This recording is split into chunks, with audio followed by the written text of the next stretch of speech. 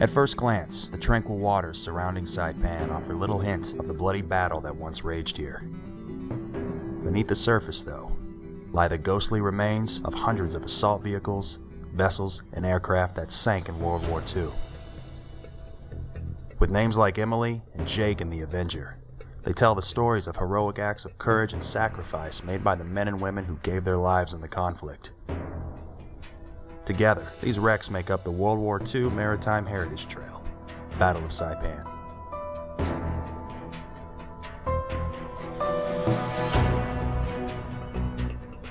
The U.S. offensive to regain control of the Western Pacific focused on the Northern Marianas. Just 1,000 miles south of Tokyo, the islands mark the Empire's inner defense perimeter. Saipan, a major communication and support center, was the first target.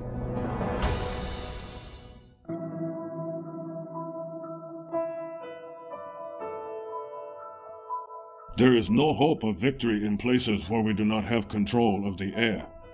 Lieutenant General Yoshitsugu Saito. World War II drove the expansion of military aviation with rapid advances in aircraft technology, performance, and utilization. In the Pacific theater, carrier-based aviation played an especially important role. Prior to the actual invasion of Saipan, U.S. forces conducted hundreds of reconnaissance flights and bombing attacks on the Japanese installations. Dozens of aircraft from both sides were lost in the waters surrounding the island. A few hundred yards offshore in Tonopog Lagoon, a Japanese Kawanishi H-8K lies upside down in 20 feet of water. Codenamed Emily, the H-8K was a high-performance flying boat used in a wide range of patrol, reconnaissance, bombing, and transport missions. Allied air crews nicknamed it the Flying Porcupine because of its heavy defensive armament. This plane is badly broken up, leaving no doubt that it and its crew were victims of a catastrophic wrecking event. The cockpit and gun turret provide eerie reminders of their doomed occupants. Remnants of the plane's original red and gray paint can still be seen on the fuselage. The Emily is a popular dive site, but substantial damage has been caused by divers climbing into the pilot's seat and graffiti etched into the aluminum hull. Monuments near the wreck honor Japanese and Koreans who died in the war.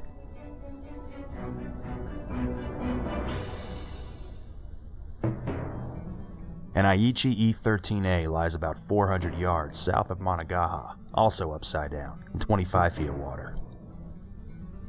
Codenamed Jake, the Aichi was an amphibious plane designed by the Imperial Navy for reconnaissance, patrol, and light bombing missions, but its offensive use was somewhat limited by its small fuel tanks, minimal armament, and lack of protection for the crew.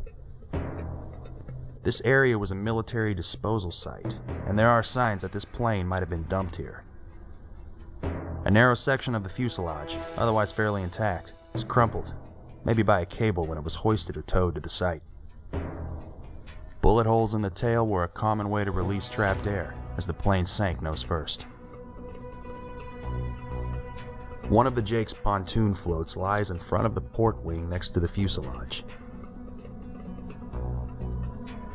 A large piece of landing gear aft of the tail section is actually from a different plane.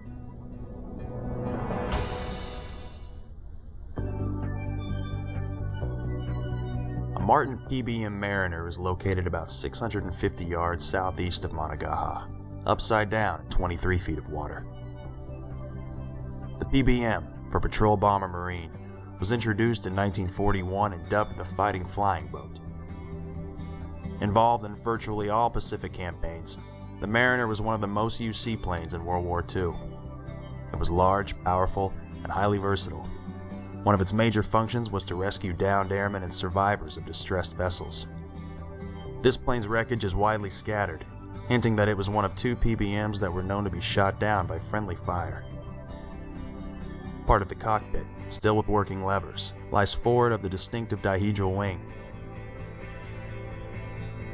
A gun-mounted turret rests well to the rear.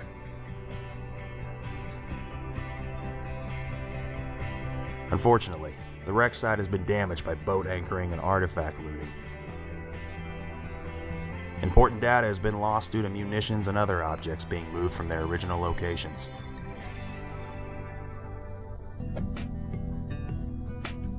Just inside the reef near the main channel lies a Grumman TBM, or Torpedo Bomber Marine, in about 8 feet of water.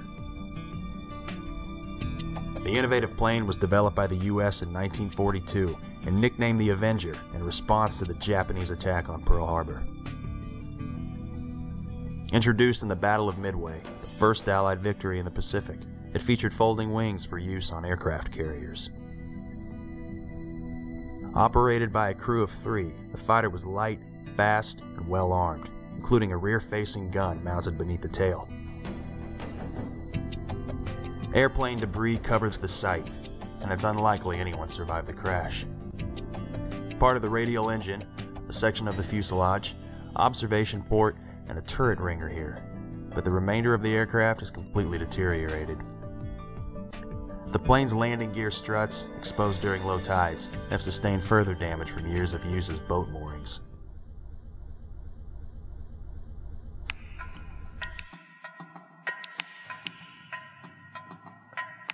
I remember looking out at Manyagaha. A Japanese ship was coming into the harbor when it suddenly blew up. Many people were killed in that ship. Escolastica Tudela Cabrera. By World War II, Japan was using Saipan extensively as a merchant marine fuel and supply station, and as the main base for the Imperial Navy's patrol vessels for its Pacific shipping routes. Dozens of merchant ships and military vessels were damaged or sunk near the island by U.S. submarine patrols and airstrikes before the invasion, and by naval bombardment during the actual assault. The largest of these was a Japanese freighter that now lies in 35 feet of water at the north end of the harbor. Known locally as Chinsen, it is thought to be the remains of Shon Maru, a former merchant vessel built in 1937 and requisitioned for military use during the war. Believed to be carrying 3,000 conscripted Korean soldiers, it was initially torpedoed by the U.S. just west of Rota in 1943.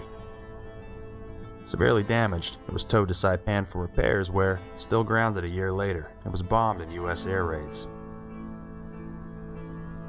During post-war harbor cleanup, the massive freighter was cut down below the waterline and reportedly used for demolition training in the 1950s by the CIA. The hull lies on its starboard side, with little intact except a section of the bow.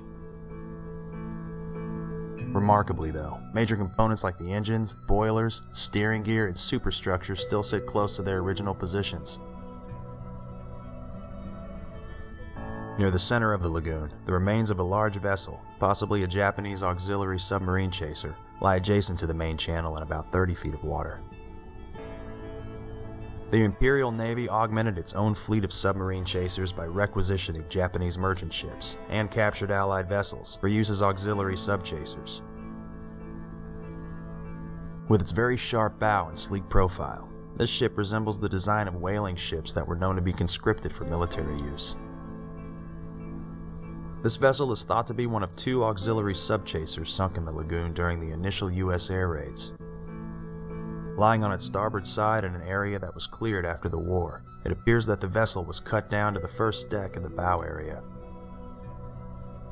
There is no evidence of the engine, boilers, or stern, which adds further mystery to this vessel.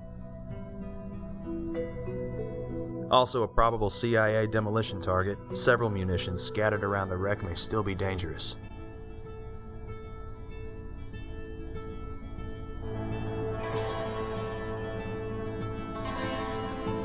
In the same vicinity lies a Japanese Daihatsu-class landing craft in about 35 feet of water. The Daihatsu was a large motorized barge developed by the Imperial Navy during World War II. Similar to U.S. landing craft, it had a bow ramp that was lowered to disembark troops and cargo onto the beach. The Japanese craft was more seaworthy, though, because of its catamaran hull design. During U.S. air raids and later invasion, a small fleet of Daihatsus were destroyed along the coast of Saipan. While most are scattered around the harbor, badly broken up and barely recognizable, this one is fairly intact. The vessel is sitting upright on the seabed, and some of the machinery is still located in its original position in the stern.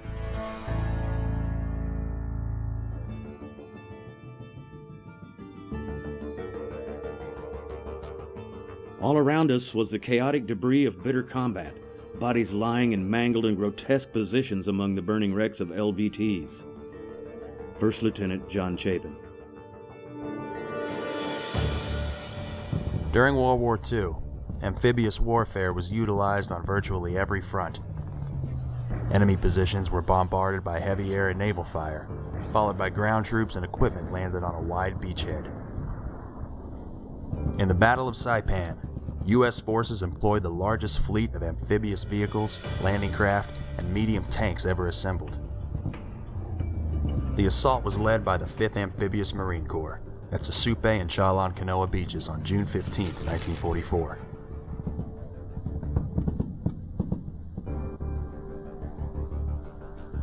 The remains of an LVT, or landing vehicle tract, are located about 1,200 yards off the seaplane ramp in 6 feet of water.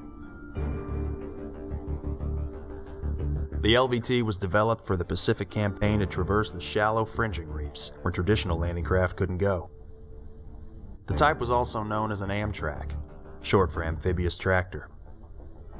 On the morning of the invasion, more than 700 LVTs formed up at the edge of the reef before heading for their designated landing zones. Caught up in rough seas and a barrage of defensive shelling, nearly 200 never made it to shore. This LVT-A4 is still fairly intact, but its stern is sunken into the sand and the gun turret is settled into the hull space below. The driver's seat, steering controls, and instrument panel are still here, but most of the original armor and equipment was removed after the battle.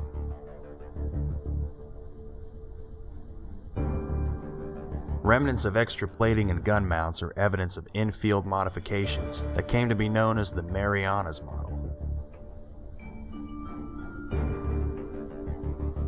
3 M4 Sherman tanks sit partially awash off Chalan-Kanoa and Sasupe beaches, a short distance apart and easily accessible from the shore.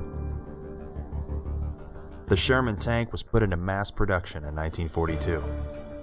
Equipped with a 75mm gun, it was not the most powerful or well-armored of modern assault vehicles, but it was simple and reliable and became the standard combat tank for the U.S. military. Some of the early models were called Tommy Cookers because their dry ammunition bins exploded easily if punctured by shrapnel. 2 full battalions of light and medium tanks followed the initial amphibious landings on Saipan. Some were destroyed along with their crews by Japanese artillery while motoring across the reef under their own power. Others stopped because of circuits shorted by seawater, forcing their crews to swim to shore. The exposed portions of these tanks are severely damaged due to natural causes, but human activity has taken a heavy toll as well. One of the gun barrels has been broken, probably by swimmers standing or hanging on it.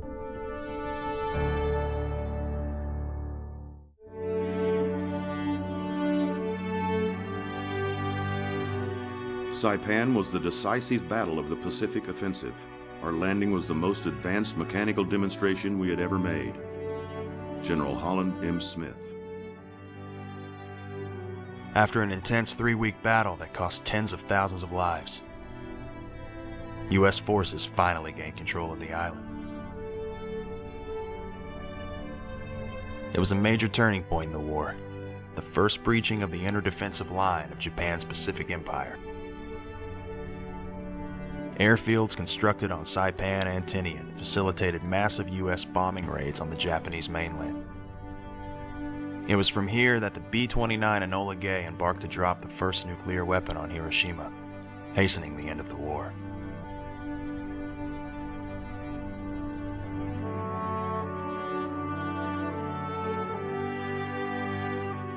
Saipan's underwater maritime heritage trail is one of the most unique and varied collections of World War II artifacts in the Pacific. Teeming with marine life, they are all located within a relatively small area and are easily accessible from shore or by small boat. If you visit any of the sites on the trail, remember that they are part of our national treasure and protected by law. Irreplaceable cultural resources, They provide us with important details of history and tell the stories of men and women who served and died here during the conflict.